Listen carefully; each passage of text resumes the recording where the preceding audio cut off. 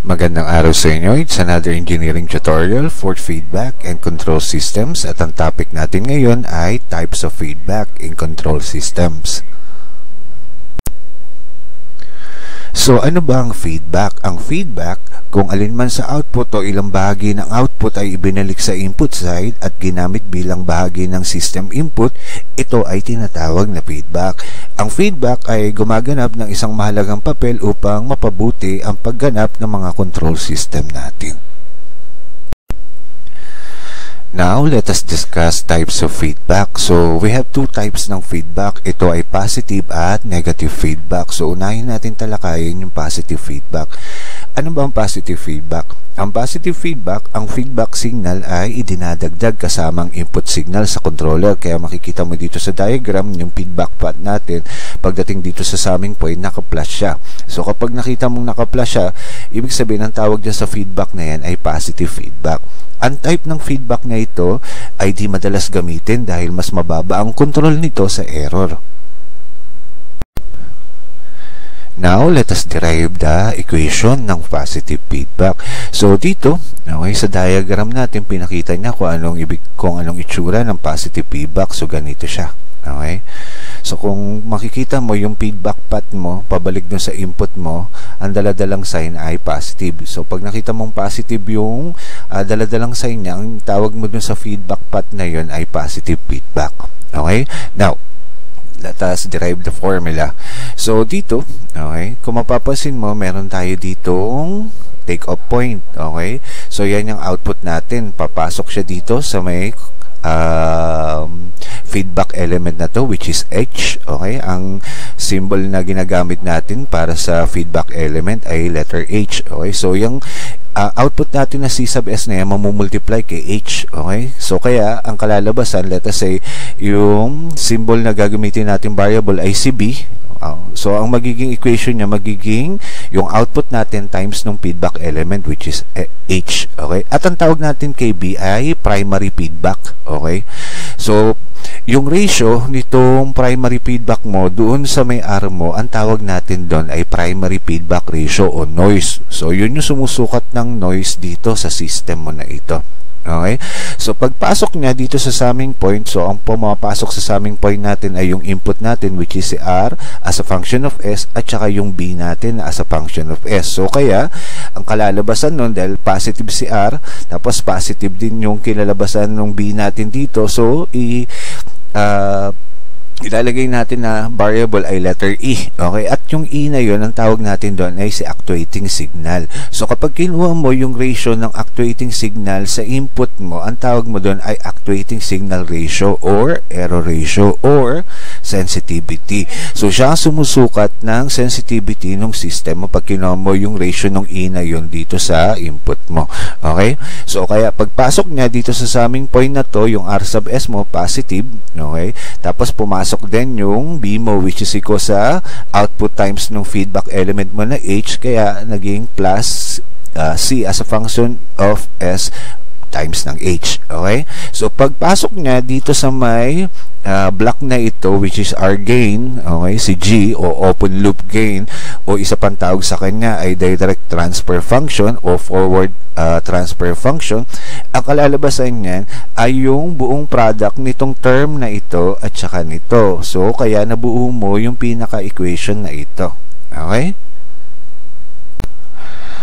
Okay, let us derive the formula ng ating positive feedback o yung transfer function ng ating positive feedback. So, yung nakuha nating equation, ito yun. Okay, so, dinistribute natin yung G na yan dito sa mga term na yan. So, kaya naging GR, okay, as a function of S plus GC as a function of S times ng H. Okay, so, ito, yung term na to, okay, yung C as a function of S na to, ililipat natin sa kabila kasi may kaparesyang term dun sa kabilang side. So, itatranspose natin. So, pag tinranspose mo siya dun sa kabilang side, magiging negative na siya.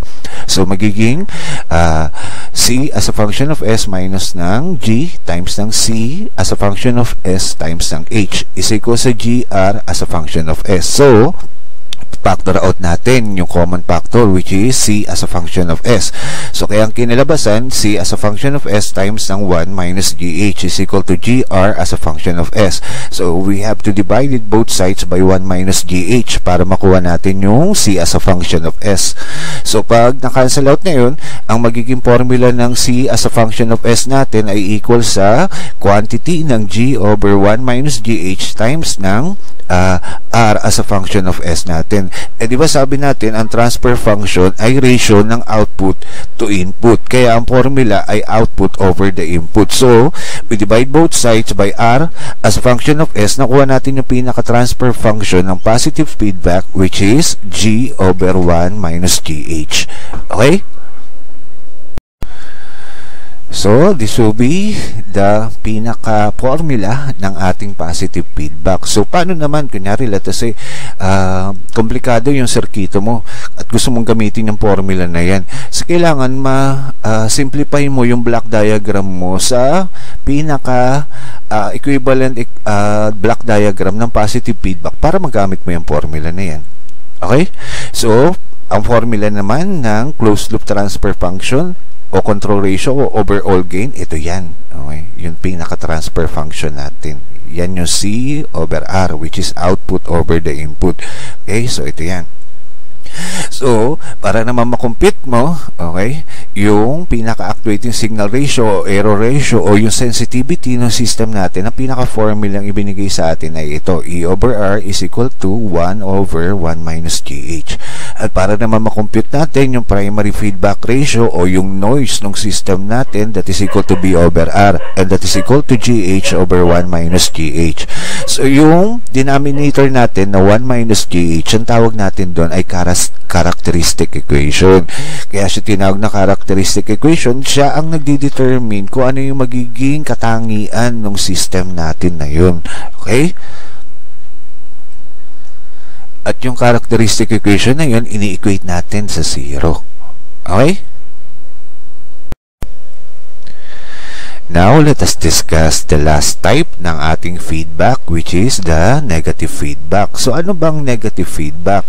Ang negative feedback, ang feedback signal ay binabawas mula sa input signal sa controller. So, dito sa diagram na to, makikita mo yung feedback element natin. Pagdating dito sa summing point, naka-negative siya. So, sinusubtract siya. So, kapag ganyan, ang sign ng feedback path natin ay negative. Ang tawag mo doon ay negative feedback.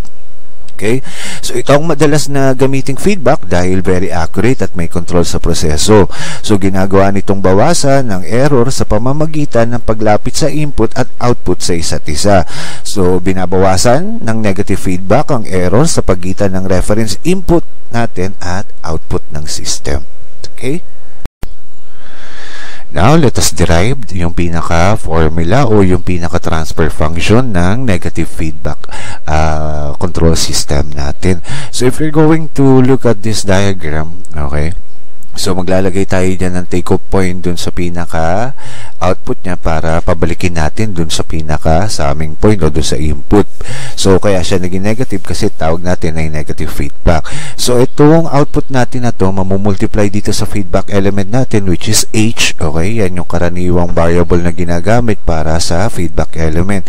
So, i-assume natin na yung product ng output dun sa feedback element natin ay si letter B, which is equal dun sa output natin, which is C as a function of S times ng feedback element natin, which is H. So, sabi natin, ang B, ang tawag natin dyan ay primary feedback feedback. So, pag ginawa mo yung ratio ng primary feedback mo doon sa input mo, ang tawag mo doon ay primary feedback ratio o yung noise. So, yan ang formula na ginagamit para makompute mo yung pinaka-noise ng buong system mo. Okay? So, pagpasok niya dito sa summing point na ito, so yung input natin R as a function of S, okay, positive siya. Tapos, papasok yung B natin, which is negative. So, that is equivalent to C as a function of S times ng H. So, kaya may nakasubtraction siya doon. Okay? So, yung pinaka equivalent data o yung output natin dyan sa summing point na yan, i-represent natin na capital letter E. At ang tawag mo dun sa capital letter E na yun ay actuating signal. Okay? So, pag kinuha mo yung ratio ng actuating signal sa input mo, ang tawag natin doon ay actuating signal ratio or error ratio or sensitivity. Okay? So, yung sensitivity na yun, siya ang nagko-compute na yun kung gaano ka-sensitive yung buong system na ito. Okay? So, pagpasok niyan, nitong term na to na E na to, dito sa gain natin, which is si G, okay? So, ang kalalabasan nun, yung product nung term na to, tsaka ito. So, that will be our equivalent output. Kaya, na-derive itong pinaka-equation na ito. Okay? So, pag kinuha mo naman yung pinaka-ratio ng output mo sa input mo, ang tawag mo doon, yun yung transfer function natin, which is C over R. At isa pang tawag sa kanya ay closed loop transfer function or control ratio o yung pinaka-overall gain ng buong system na yun. Okay? Okay, let us derive the pinaka-formula ng negative feedback natin. So, ito yung pinaka-nakuha nating equation para dun sa output. Okay, so yung G na yan, okay, ay dinistribute dito sa bawat term na to. Kaya naging G times ng R as a function of S minus G, C as a function of S times ng H. So, kung mapapansin mo, yung C sub as a function of S natin ay may common variable doon sa kabilang side. So, itatranspose natin siya doon sa kabilang side. Kaya naging positive na siya. Kaya kinalabasan ng equation natin, C as a function of S plus G times ng C as a function of S times ng H is equal to GR as a function of S. Now, i-factor out mo yung common factor which is C as a function of S. So, kaya ang kinalabasan, C as a function of S times ng 1 plus GH is equal to GR as a function of S. So, we divide both sides by 1 plus GH para makuha natin yung pinaka-formula ng output natin. Kaya, ang kinalabasan ay G R as a function of S over ng 1 plus GH. So, para makuha natin yung pinaka-formula ng transfer function natin o nung negative feedback control system natin, so nilabas natin yung R as a function of S. Okay? And then, sabi natin, di ba, ang transfer function is output over the input. So, we divide both sides by R as a function of S. Kaya nakuha natin pinaka-formula ay naging G over ng 1 plus GH. Okay? So, sabi natin, ang pinaka-formula ng pinaka-transfer function ng negative feedback ay G over 1 plus GH, which is equal dun sa C over R, o which is our overall gain. So, isa pang tawag sa transfer function ay overall gain ng buong system na yon. So, yung ratio naman ng E over R, ang tawag natin doon ay actuating signal ratio o error ratio o yung sensitivity ng system natin. Ang formula naman nun ay 1 over 1 plus GH. So, yung formula naman ng primary feedback ratio o yung noise ng buong system, that is equal to B over R. Okay? Which is equal to GH over 1 plus GH. So, yung denominator na 1 plus GH, ang tawag natin doon ay characteristic equation. So, yung equation na yan, okay, ang nagdi-define ng katangian ng buong system natin. At yun ay ini-equate lagi sa 0. Okay, para makuha natin yung pinaka-equation ng GH natin. Okay? So, para mas madali mong matandaan yung pagkakaiba ng negative at saka positive feedback, titignan mo lang yung denominator ng characteristics ng equation mo, ng transfer function mo, o yung formula ng characteristic equation. So, kapag negative feedback, ang denominator niya naka-plus. So, kapag naman positive feedback, ang denominator naman nun naka-minus. So, that's how you differentiate yung positive feedback at saka negative feedback kapag equation ng pinag-uusapan. Okay? Now, let us discuss the effects of feedback. So, ano ba ang effects ng feedback? Okay, sa mga variable sa loob ng control system natin. So, ang una natin tatalakayin ay yung effect ng feedback natin sa overall gain ng buong control system natin. So, titignan mo lang doon yung pinaka-equation ng denominator mo, which is the characteristic equation. So, kung mapapansin mo dito, kapag ang value okay, ng denominator mo ay less than 1, so lalaki yung gain mo. Okay? Kasi yung denominator mo ay mababa. So, ibig sabihin, mataas ang overall gain mo kapag mababa ang characteristic equation value mo. Okay? So, ibig sabihin, ang GH natin, okay, para maging less than 1 yan, ang value nun na dala-dala ay negative. Okay? So, minus para mag less than siya dun sa pinaka-denominator. Di ba sabi natin kapag negative ang dala-dala ng characteristic equation natin, ang feedback path ay positive feedback. Okay? So, dun mo siya malalaman kung ano bang epekto ng feedback na ginagamit mo dun sa pinaka-overall gain ng control system mo. So, kapag naman, okay, ang denominator natin ay malaki, okay? So, ibig sabihin, yung pinaka-overall gain ng buong system mo, okay, ay liliit. Okay? Kasi mas magiging malaki ang value ng denominator mo o yung characteristic equation ay malaki. Okay? So, ibig sabihin, para lumaki yung pinaka-value ng denominator mo, ang dala-dala dapat na sign nung product ng GH na yan, dapat naka-plus. Okay? Para lumaki yung denominator niya. So, ibig sabihin, kapag plus ang characteristic equation natin, ang ginagamit nating feedback ay negative feedback. So, ibig sabihin, kapag negative feedback mo, ang ginamit mo, mababa ang pinaka-overall gain ng buong system mo. Okay? So, yung G at saka H natin ay function ng frequency. Okay? So, yung feedback na yon nag-i-increase depende dito sa sa characteristic equation niya kung naka-plus o naka-minus yung pinaka-denominator mo. Okay? Now, let us discuss the effect of feedbacks sa sensitivity. So, ang pinaka-formula natin ng sensitivity ay E over R, which is equal to 1 over 1 plus GH. So, ang titignan mo lagi dyan, yung pinaka-characteristic equation mo o yung value ng denominator mo. So, ibig sabihin, kapag mababa ang denominator mo, okay, lalaki ang sensitivity mo. So, kapag laki naman ang value ng denominator mo, liliit naman ang sensitivity mo. So, ibig sabihin, para bumaba yung denominator natin, ang dala-dala dapat na sign ng GH natin dapat negative. So, magiging 1 minus GH. So, para maging less than 1 yung pinaka-value ng pinaka-denominator. So, kapag ganun, kapag ang characteristic equation natin ay 1 minus GH, ibig sabihin yung feedback path na ginagamit mo ay positive feedback. Okay? So, ibig sabihin kapag positive feedback mo, ang sensitivity mo ay malaki. Okay? Now, kapag naman ang denominator mo ay masyadong malaki ang value. So, ibig sabihin, para lumaki yung pinaka-value niya, dapat ang daladalang sign ng GH mo dapat naka-plus. So, ibig sabihin, kapag ang characteristic equation natin ay 1 plus GH, okay, ibig sabihin, ang feedback path na sinusunod nun ay negative feedback. So, ibig sabihin, kapag negative feedback siya, ang sensitivity ay maliit. Okay?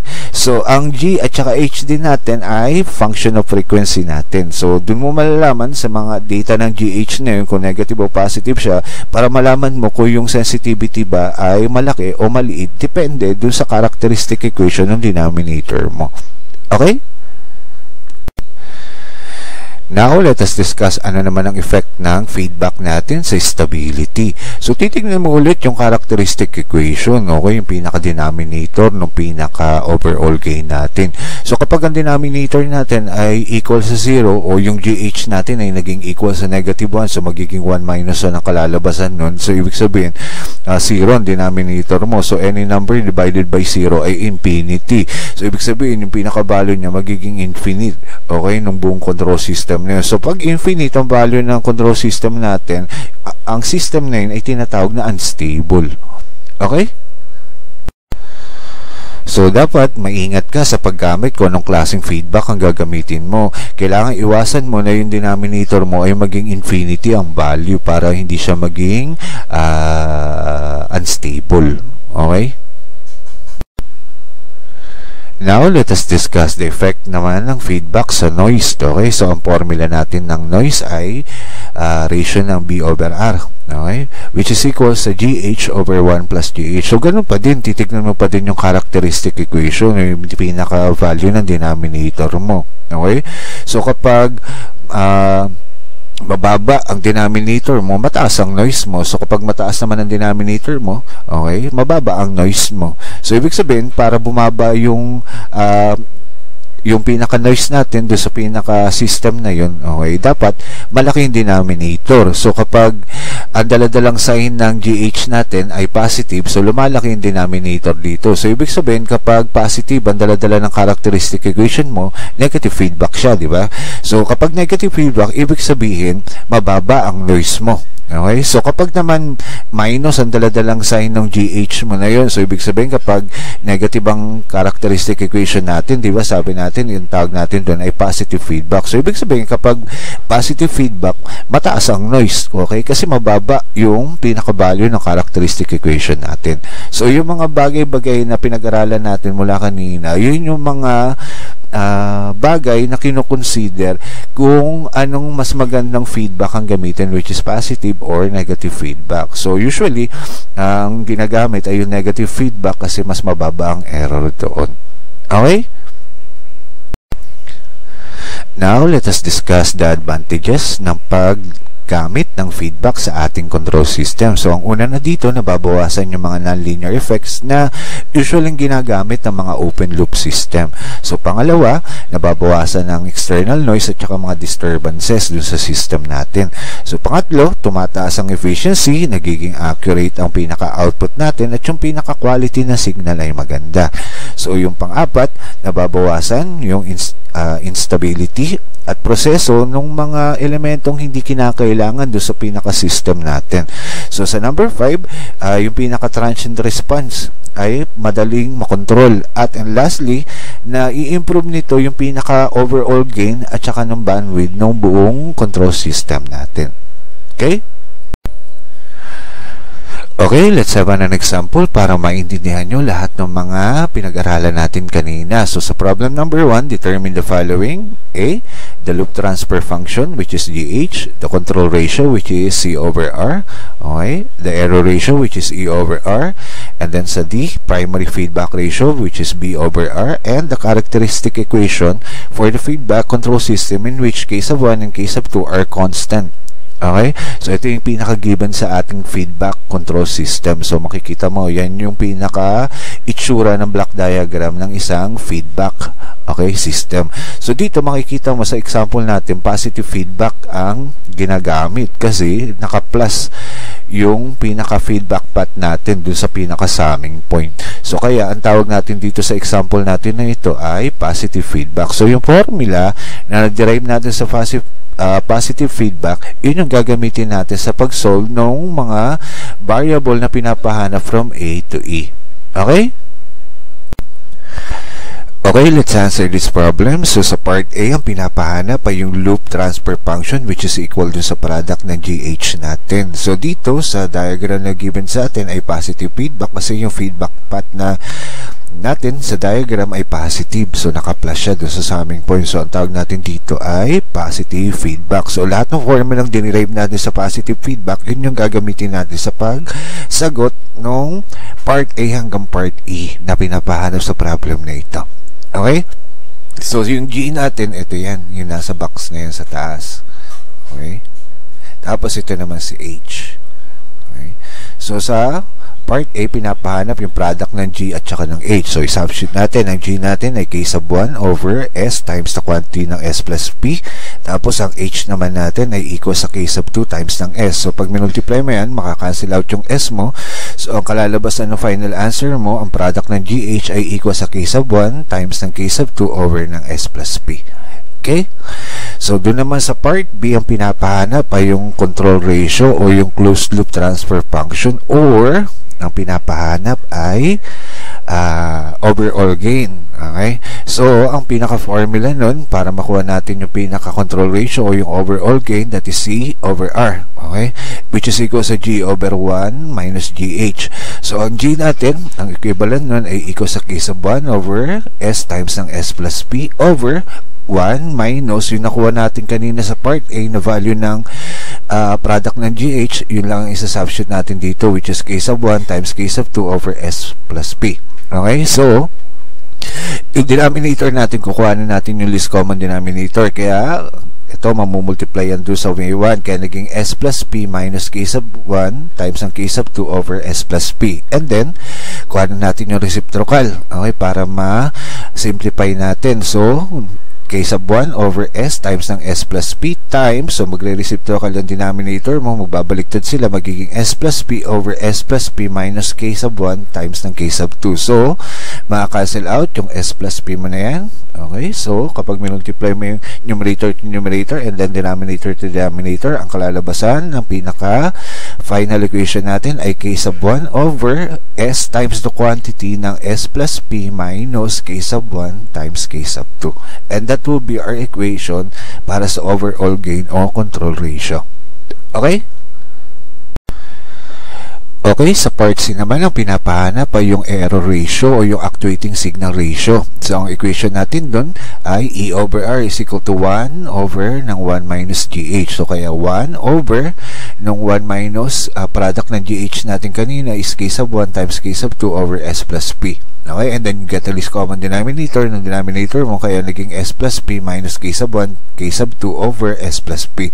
And then you get the reciprocal, kaya ang kinalabasan 1 times ng s plus p over s plus p minus k sub 1 times ang k sub 2. So ang kalalabasan ng pinaka error ratio natin o actuating signal ratio natin ay equal sa s plus p over ng s plus p minus ng k sub 1 times k sub 2. Okay? So doon naman sa part D, pinapahanap ay yung primary feedback ratio, okay, which is equal sa B over R, which is equal to GH over ng 1 minus GH. So ang G natin, ang value nun, kung titignan mo doon sa diagram, that is equal to k sub 1 over S times ang S plus P, and then ang H natin ay k sub 2 times ng S. O kaya gamitin mo na yung equivalent kaninang nakuha nating sagot doon sa unang part, sa part A, over ng 1 minus GH. Okay, so yung GH natin ay equal sa k sub 1, k sub 2 over ng S plus P. So pwede mong gamitin na itong value kagad na to doon sa numerator mo para hindi ka na dumadaan doon sa proseso ulit. Okay, so kaya ko lang ginawa yan para makita nyo yung buong derivation ng pinaka-equation. Okay, so ito, yung S na yan, pag multiply mo dyan sa term na to, maka-cancel out na to. Okay, kaya siya naging, okay, yan, mawawala na yan. Okay, kaya siyang naging k sub 1, k sub 2 over ng s plus p. Okay, over ng s plus p minus ng k sub 1, k sub 2 over s plus p, kasi kinuha mo yung least common denominator dito sa term na ito. And then you get the reciprocal. So magiging k sub 1, k sub 2 over ng s plus p times yung kabaliktaran ng denominator mo, kasi kinuha mo yung reciprocal, kaya magiging s plus p over ng s plus p minus k sub 1 times ng k sub 2. So yung s plus p mo na yan, maka-cancel out na. So numerator to numerator multiplication, denominator to denominator multiplication, kaya ang kinalabasan ng final answer mo ay k sub 1 times ng k sub 2 over ng s plus p minus ng k sub 1, k sub 2. Okay, so that will be our equation para sa primary feedback ratio. Okay, and then the last one, pinako-compute yung characteristic equation ng feedback system na ito. So sabi natin ang characteristic equation ay yung pinaka-equation ng denominator natin, which is 1 minus GH. Okay, so substitute mo lang.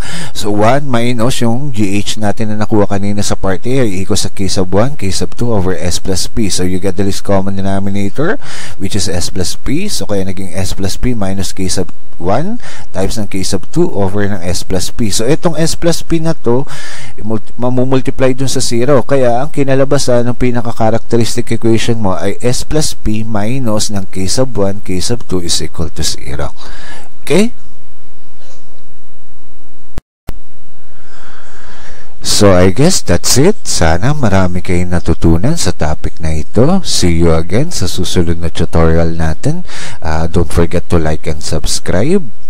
At tulungan nyo din ako na maikalat ang channel na ito para mas marami tayong maabot na mga estudyanteng gustong matuto sa engineering. Okay? So until next time, mga kabatalyon, bye-bye!